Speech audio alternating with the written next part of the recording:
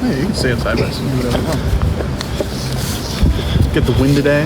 Just how do you feel like the team performed overall? Okay. It was a challenging day. It was a challenging day with conditions, and I thought they battled through it.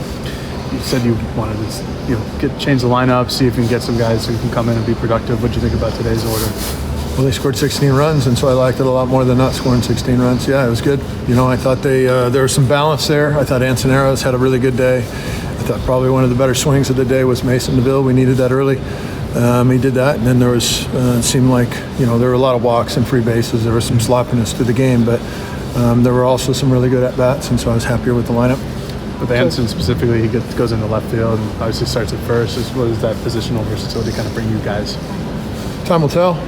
He's a good player. He's very talented. For the majority of his time here at Oregon, he's been hurt. And so now that he's healthy, we're excited about getting him in. And as you can tell, we're not very scared to get him in wherever we can. So we played him in two spots. He could easily have caught. He could have played center field. He's a talented kid. Anson basically he's swinging left-handed the whole time. Is he not switch hitting anymore? No. He is. He just felt like he better matchup left-handed against that arm, and so he stayed left-handed. What went into the decision to give Walsh at least the first half of the game off before getting him back in there towards the end?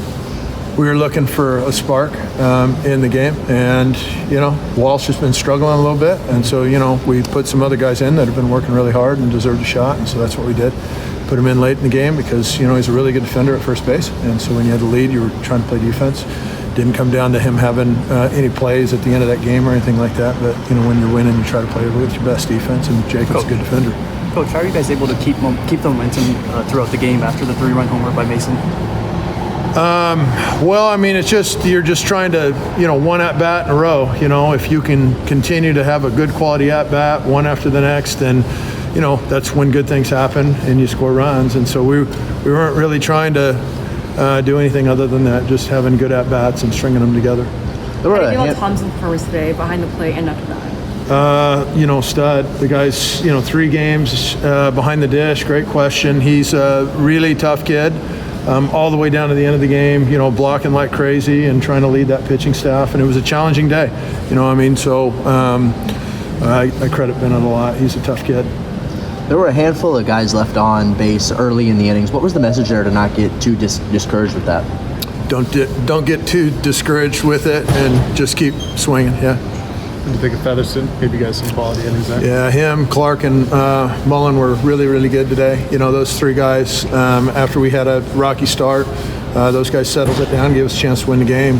Those guys were critical pieces of that one. Coach, you said it, a lot of free bases, a lot of free bags, but you guys were able to push the runs across, more runs than hits, obviously. What do you have to say about the resiliency your team showed today? Well, they showed it today. That's what I have to say about that. They showed it today, and so, 1 in a row. Hopefully we can do it again.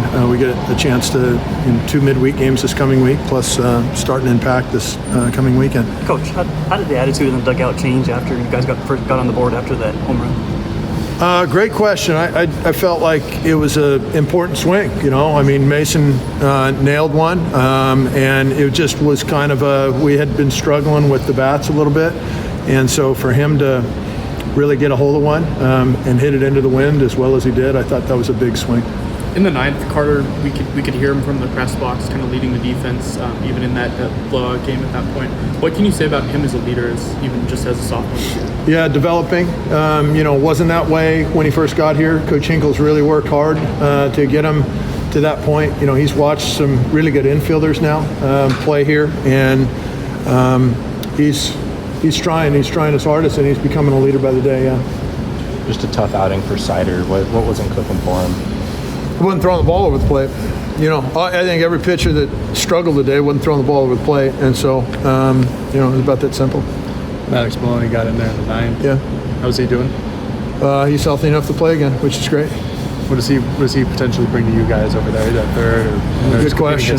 Yeah, no, he's he can swing around all the infield spots. He was one of our better players throughout all of our fall and spring scrimmages. So what he can do for the ball club, help us for sure. He's a good one.